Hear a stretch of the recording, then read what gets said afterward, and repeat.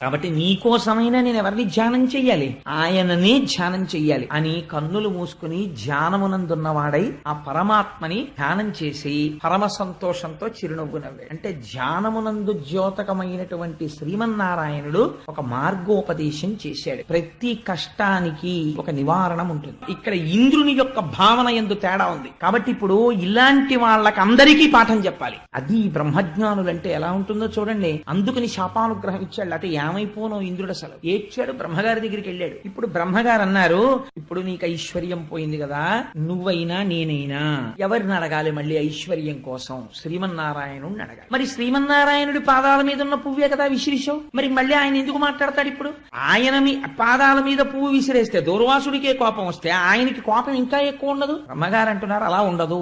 ఎంత గొప్ప మాట చూడండి. ఇది ఊరట కల్పించే మాట. అంటే ఈశ్వరుడు కానీ ఈశ్వరుణ్ణి నమ్మిన వాడికి కానీ ఒక లక్షణం ఉండాలి. ఏమిటో తెలుసా అండి? కోపం ఎంతవరకు పనికి రావాలంటే పొరపాటు చేసిన వాడిని దిద్దేవరికే. ఆయన నేను దిద్దుకున్నాను అన్నాడు అనుకోండి, ఉత్తర క్షణం మీరు ప్రసన్నులు కావాలి. లేకపోతే మీరు ఈశ్వర భక్తుడు అనిపించుకోవడానికి అర్హత లేదు. అయ్యా నాది పొరపాటు అండి నేను దిద్దుకుంటాను అన్నాడు అనుకోండి, మీరు గుండెల్లో పెట్టుకుని ఆదరించాలి ఆయన. కాబట్టి ఆయనకి శాశ్వత కోపం ఉండదు. నువ్వు తప్పు చేశావు, తెలుసుకున్నావు, వెంటనే దుర్వాసుడి కాళ్ల మీద పడ్డావు, నా కాళ్ల మీద పడ్డావు. కాబట్టి ఇప్పుడు నువ్వు నా కాళ్ల మీద దుర్వాసుడి కాళ్ల మీద పడితే ఆయన సంతోషిస్తున్నవాడు.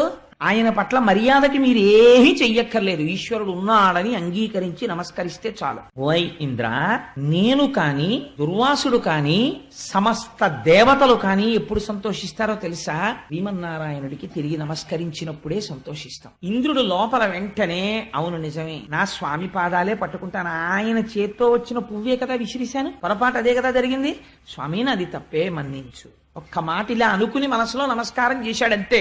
ఎక్కడో వెళ్లి కూర్చుని జీవితాంతం తపస్సు చేసినటువంటి వాళ్ళకి దొరకని దర్శనం పశ్చాత్తాపం కలగ్గానే ప్రత్యక్షం అయిపోయింది. ఎలా ప్రత్యక్షం అయ్యాడు?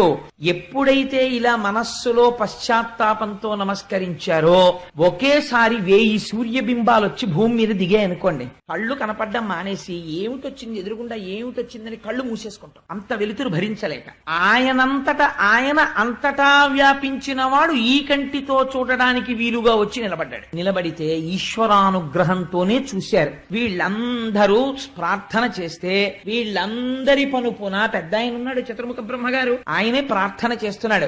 అన్నమవనియందు అమృతంబు గోవులయందు వహ్ని సమిధలందు అమర యోగ వశత పొందు నోజను బుద్ధిచే అగను నిన్ను కాంతురాత్మ విధులు అమృతోత్పాదన యత్నము విమలమతించేయుటప్పు వేల్పులు వినుడి అమృతంబు త్రావి జంతువులమృతగతిన్ బ్రతుకుచుండు ఆయుర్వృద్ధెన్.